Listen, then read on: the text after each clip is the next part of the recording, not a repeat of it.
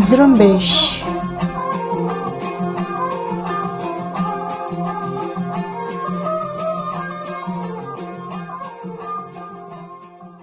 یہ ریڈیو زرمبش اردو کی آواز ہے۔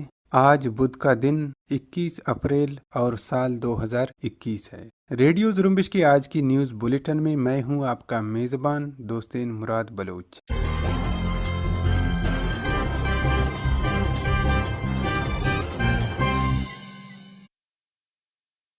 آج کی نیوز بلیٹن میں بلوچستان سمیت علاقائی اور عالمی خبریں شامل ہیں۔ آئیے سب سے پہلے بلوچستان سے متعلق خبریں سارین بلوچ سے سنتے ہیں۔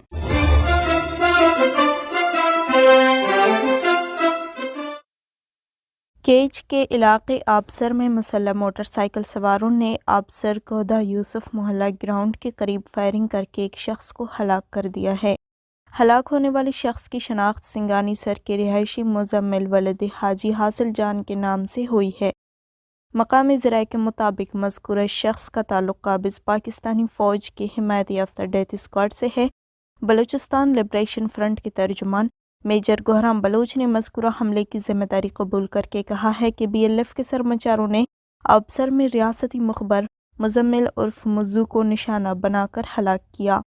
گوہرام بلوچ کے مطابق مذکورہ شخص ریاستی مخبر ہونے کے ساتھ ساتھ بلوچ تحریک آزادی کے خلاف ریاستی تشکیل کردہ مقامی مسلح ڈیتھ اسکواڈ کا سرگرم کارندہ بھی تھا۔ میجر گوہرام بلوچ نے ایک اور بیان میں واشک کے علاقے ٹوبہ میں قابض پاکستانی فوج کی چوکی پر حملے کی ذمہ داری قبول کرتے ہوئے کہا ہے کہ اتوار کی رات BLF کے سرمچاروں نے واشک کے علاقے ٹوبہ میں قائم فوجی چوکی کے 2 مورچوں کو راکٹوں اور بھاری ہتھیاروں سے نشانہ بنایا، جس میں پہاڑی پر قائم دونوں مورچے مکمل تباہ ہو گئے ہیں اور اس میں موجود تمام اہلکار ہلاک و زخمی ہوئے ہیں۔ میجر گوہرام بلوچ کے مطابق یہ چوکی اور مورچے گزشتہ مہینے بنائے گئے تھے، جہاں روزانہ کی بنیاد پر قابض پاکستانی فوجی اہلکار مقامی لوگوں کو اغوا کر کے تشدد کا نشانہ بنا رہے ہیں، جبکہ مذکورہ حملے کے بعد پاکستانی فوج نے حواس باختگی میں ایک دفعہ پھر کئی افراد کو حراست بعد لاپتہ کیا۔ بلوچ لبریشن آرمی کے ترجمان جینت بلوچ نے ایک بیان میں کہا ہے کہ BLA کے سرمچاروں نے اتوار کی رات تربت کے علاقے شہ کوہن میں قابض پاکستانی فوج اور خفیہ اداروں کی سرپرستی میں چلنے والی ڈیتھ اسکواڈ کے اہم کارندے ملا عزیر کو فائرنگ کر کے ہلاک کر دیا۔ جینت بلوچ کے مطابق ملا عزیر تربت اور گردنوا کے علاقوں میں دشمن فوج کی حمایت یافتہ مسلح جہتوں کی سربراہی کر رہا تھا۔ انہوں نے مزید کہا کہ ملا عزیر اور اس کا گروہ بلوچ عوام کے خلاف جاری فوجی آپریشنوں اور گھروں پر چھاپوں میں قابض پاکستانی فوج کے ہمراہ براہ راست ملوث رہا ہے۔ جینت بلوچ نے ناصر آباد کے پہاڑی علاقوں شورما اور گردنوا میں تمام افراد کو تنبیہ کی ہے کہ وہ اس علاقے میں واقع پکنک پوائنٹس تک محدود رہیں اور مزید پہاڑی علاقوں میں اندر آنے سے گریز کریں، کیونکہ پاکستانی جاسوس بھیس بدل کر مذکورہ پہاڑی سلسلوں میں آ کر جاسوسی کرتے ہیں۔ دوسری طرف بلوچ ریپبلکن آرمی کے ترجمان سرباز بلوچ نے کہا ہے کہ 12 اپریل کو ایرانی سرحد سے متصل علاقے بگان میں پاکستانی کرائے کے قاتلوں نے تنظیم کے ساتھی علی دوست عرف شکاری نظام ولدی شہید لال محمد کو فائرنگ کر کے شہید کر دیا۔ سرباز بلوچ کے مطابق شہید علی دوست گزشتہ کئی سالوں سے BRA کے پلیٹ فارم سے قومی جہد آزادی کے لیے فرائض انجام دے رہے تھے۔ سرباز بلوچ نے مزید کہا ہے کہ شہید علی دوست کے قاتلوں کی نشاندہی ہو چکی ہے، جنہیں نشانہ عبرت بنایا جائے گا۔ مغربی بلوچستان کے شہر ساروان میں مسلح افراد نے فائرنگ کر کے 2 افراد کو قتل کر دیا ہے۔ فائرنگ کے واقعے میں ہلاک ہونے والوں کی شناخت باسط پرکی بلوچ اور آدم دہانی بلوچ کے ناموں سے ہوئی ہے۔ دی بلوچستان پوسٹ کے مطابق گزشتہ 20 دنوں کے دوران مغربی بلوچستان میں 8 سے زیادہ بلوچ شہریوں کو اسی طرح ٹارگٹ کلنگ کا نشانہ بنا کر قتل کر دیا ہے اور ابھی تک کوئی قاتل گرفتار نہیں ہوا ہے۔ بلوچ آزادی پسند رہنما رحیم بلوچ ایڈوکیٹ نے کہا ہے کہ پاکستانی فوجی اور معاشی دونوں طرح سے بلوچ نسل کشی کا ارتکاب کر رہا ہے۔ آزادی پسند رہنما رحیم بلوچ ایڈوکیٹ نے سماجی رابطے کی ویب سائٹ ٹویٹر پر اپنے ایک ٹویٹ میں لکھا کہ پاکستان نے ایرانی سرحد پر گزشتہ 20 دن سے ہزاروں آئل ٹینکروں کے ساتھ ساتھ اشیاء خوردنوش لے جانے والی گاڑیاں روک رکھی ہے، جس سے ہزاروں ڈرائیور، مزدور اور تاجر بھوک سے دوچار ہیں۔ انہوں نے لکھا کہ پاکستان فوجی اور معاشی دونوں طرح سے بلوچ نسل کشی کا ارتکاب کر رہا ہے۔ دکی میں مقامی کوئلہ کان میں زہریلی گیس بھرنے سے متعدد کانکن کوئلہ کان کے اندر پھنس گئے ہیں۔ پولیس ذرائع کے مطابق اب تک 8 مزدور کو شدید زخمی حالت میں ڈی ایچ کیو ہسپتال دکی منتقل کیا گیا ہے، جبکہ زخمی کانکنوں کی تعداد میں اضافہ ہونے کا خدشہ ہے۔ دوسری طرف جھلمکسی میں ایک برادری کے 2 گروہوں میں پرانی دشمنی کی بنا پر تصادم کے نتیجے میں ایک شخص ہلاک ہوا۔ قابض ریاست پاکستان اور ایران نے آئندہ چند روز میں کیچ کے علاقے مند اور پیشن کے مقام پر تیسری بارڈر کراسنگ کھولنے کا فیصلہ کیا ہے۔ دونوں ممالک کے سفارتی ذرائع کے مطابق پاکستان کے وزیر خارجہ کے دورے ایران کے دوران مفاہمت کی یادداشت پر دستخط ہوں گے، جبکہ پاکستان اور ایران ایم او یوز، اضافی سرحدی گزرگاہوں، مارکیٹوں اور ان سے پاکستان ایران تیسری بارڈر کراسنگ پاکستان میں مند اور ایران کی طرف پیشن میں کھول دی جائے گی، جبکہ ایرانی وزیر برائے روڈز اور شہری ترقی محمد اسلامی تیسرے ٹرمینل کا افتتاح کریں گے۔ ترجمان دفتر خارجہ پاکستان زاہد حفیظ چودھری نے دعویٰ کیا ہے کہ مند پیشن بارڈر کراسنگ سے علاقے کے مکینوں کو روزگار اور تجارتی فوائد حاصل ہوں گے۔ بلوچستان یونیورسٹی میں کورونا وائرس کے بڑھتے ہوئے کیسز کی وجہ سے 30 اپریل تک تعلیمی سرگرمیاں معطل کر دی گئی ہیں۔ جامعہ بلوچستان کے رجسٹرار گل محمد کاکڑ کی طرف سے جاری کردہ اعلامیے کے مطابق کورونا وائرس کی تیسری لہر کے دوران جامعہ سے وائرس کے کیس رپورٹ ہونے پر ڈینز کمیٹی نے جامعہ میں تعلیمی سرگرمیاں 30 اپریل تک ملتوی کر دی ہیں۔ انہوں نے مزید کہا ہے کہ جامعہ کا انتظامی عملہ کورونا وائرس کی احتیاطی تدابیر کے ساتھ فرائض کی ادائیگی جاری رکھے گا۔ اعلامیے کے مطابق امتحانات، وائوا، داخلہ ٹیسٹ اعلان کردہ شیڈول کے مطابق جاری رہیں گے۔ آل بلوچستان پروگریسو پرائیویٹ اسکولز ایسوسی ایشن رجسٹرڈ کے رہنماؤں نے غیر مشاورتی اور غیر آئینی طور پر تعلیمی اداروں کی بندش کے فیصلے کو مسترد کرتے ہوئے کہا ہے کہ بلوچستان کے تمام نجی تعلیمی ادارے معمول کے مطابق کھلے رہیں گے۔ ایسوسی ایشن کے رہنماؤں نے ایسوسی ایشن کے ہنگامی آل بلوچستان پروگریسو پرائیویٹ اسکولز ایسوسی ایشن کے ہنگامی اجلاس سے خطاب کرتے ہوئے کہا کہ پاکستان کے وفاقی اور صوبائی محکمے تعلیمی نظام کو برباد کرنے پر تلے ہوئے ہیں۔ انہوں نے کہا کہ بلوچستان میں کیسز نہ ہونے کے برابر ہیں، بازار کھلے ہیں، ہر جگہ ایس او پیز عمل درآمد کرتے ہوئے لوگ نظر نہیں آتے، پھر یہ ظلم طلباء کے ساتھ کیوں؟ انہوں نے کہا کہ نجی تعلیمی اداروں کے مرکزی اور صوبائی رہنماؤں کو اعتماد میں لیے بغیر کسی بھی فیصلے کو تسلیم نہیں کرتے۔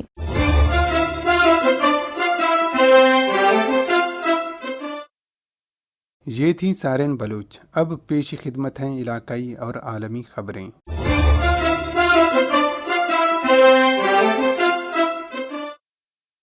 پاکستان میں جمعیت علماء اسلام کے سربراہ مولانا فضل الرحمان کی طرف سے پشتون تحفظ موومنٹ کو دہشت گرد قرار دینے پر سوشل میڈیا پر ایک گرما گرم بحث چھڑ گئی ہے اور پی ٹی ایم کے حامی مولانا فضل الرحمان پر شدید تنقید کر رہے ہیں۔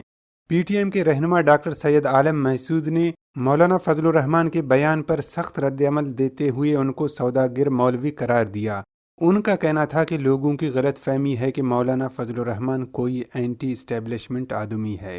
ڈی ڈبلیو سے بات کرتے ہوئے ڈاکٹر سید عالم محسود نے کہا کہ ٹی ایل پی جس نے املاک کو نقصان پہنچایا، پولیس کو اغوا کیا، اس کی مولانا فضل الرحمان حمایت کرتے ہیں، اور پی ٹی ایم جس نے کبھی کوئی گملہ بھی نہیں توڑا اور ہمیشہ پرامن رہی، اسے دہشت گردی اور انتہا پسندی قرار دیتے ہیں۔ مولانا فضل الرحمان کے بیان پر پشتون تحفظ موومنٹ کے سربراہ منظور پشتی نے سماجی رابطے کی ویب سائٹ ٹویٹر پر ایک ٹویٹ میں کہا کہ ملک میں جمہوریت بحالی تحریک پی ڈی ایم کے سربراہ کی اس قدر جمہور مخالف بیان پر افسوس ہی کر سکتے ہیں۔ منظور پشتی نے کہا کہ پی ٹی ایم دہشت گردی مخالف تحریک ہے، دہشت گرد نواز ذہنیت پی ٹی ایم کی مخالفت ہی کریں گے۔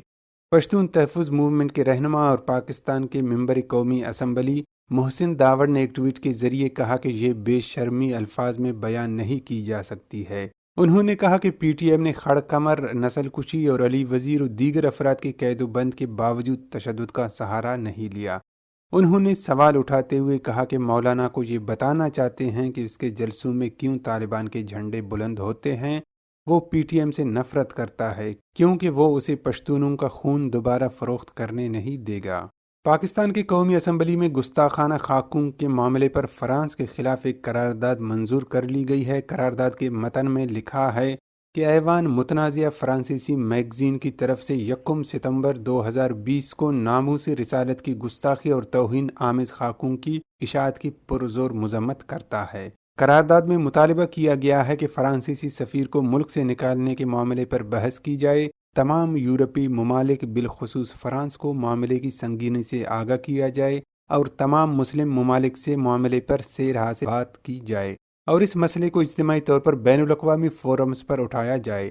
پاکستان کے ایوان بالا میں یہ بھی مطالبہ کیا گیا کہ بین الاقوامی تعلقات کے معاملات ریاست کو طے کرنا چاہیے اور کوئی فرد، گروہ یا جماعت اس حوالے سے بیجا غیر قانونی دباؤ نہیں ڈال سکتا۔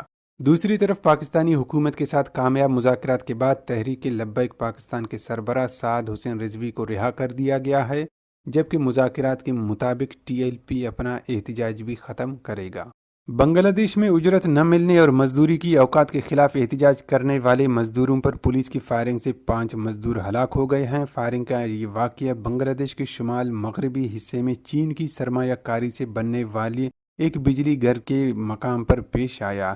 چٹاگانگ کے سینئر پولیس افسر انور حسین نے بتایا ہے کہ چٹاگانگ میں بن کھلی کے مقام پر کوئلے سے چلنے والے زیر تعمیر بجلی گھر چٹاگانگ پاور پلانٹ کے باہر ہفتے کو مظاہرین پولیس پر حملہ آور ہو گئے، جس کی وجہ سے پولیس کو فائرنگ کرنا پڑی۔ پیر کے روز روسی فوج نے شام کے شمال مشرقی شہر تدمر میں دہشت گردوں کے ٹھکانوں پر بڑے پیمانے پر بمباری کر کے کم سے کم 20 جنگجوؤں کو ہلاک کرنے کا دعویٰ کیا ہے۔ روسی وزارت دفاع کی طرف سے جاری ایک بیان میں کہا گیا ہے کہ روسی ہوائی جہازوں نے بھاری مشین گنوں سے لیس 24 پک اپ ٹرک اور دھماکہ خیز آلات بنانے کے لیے تقریباً 500 کلو گرام گولہ بارود سمیت دیگر عسکری سامان کو بھی تباہ کر دیا۔ تاہم پریس ریلیز میں دہشت گرد گروہ یا آپریشن کی تاریخ کی وضاحت نہیں کی گئی ہے۔ یمن کے سیکورٹی ذرائع نے بتایا ہے کہ یمن کے مشرقی گورنری معرب کے مغربی علاقے الدائرہ میں لڑائی کے دوران حوثی ملیشیا کا ایک اہم کمانڈر مارا گیا ہے۔ حوثی باغیوں کے ہلاک ہونے والے کمانڈر کی شناخت ابو خالد السفیانی کے نام سے کی گئی ہے، جو القصارہ کے محاذ پر حوثی ملیشیا کا کمانڈر تھا اور اسی محاذ پر یمنی فوج کے ساتھ لڑائی میں اس کی موت واقع ہوئی ہے۔ ایک مقامی اخبار کے مطابق حوثی کمانڈر السفیانی کے ساتھ اس کے کئی دوسرے ساتھی بھی مارے گئے ہیں۔ شمال مشرقی شام میں حکام نے داعش سے وابستہ جنگجوؤں کے 44 بچوں کو روس کی حکومت کے حوالے کر دیا ہے۔ یہ بات کرد عہدیداروں نے اتوار کو بتائی ہے۔ 3 سے 14 سال کی عمر کے بچوں کی حوالگی روس کے وفد کی مقامی حکام کے ساتھ کمیشلی شہر میں ہونے والی ملاقات کے بعد عمل میں لائی گئی۔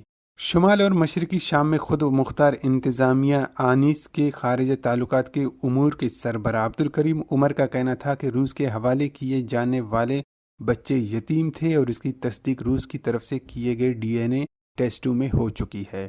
عبدالکریم عمر نے وائس آف امریکہ کو بتایا کہ روس کے حوالے کیے جانے والے بچوں کے والدین داعش سے وابستہ روسی جنگجو تھے جو اس دہشت گرد گروپ کے خلاف کارروائی میں مارے گئے۔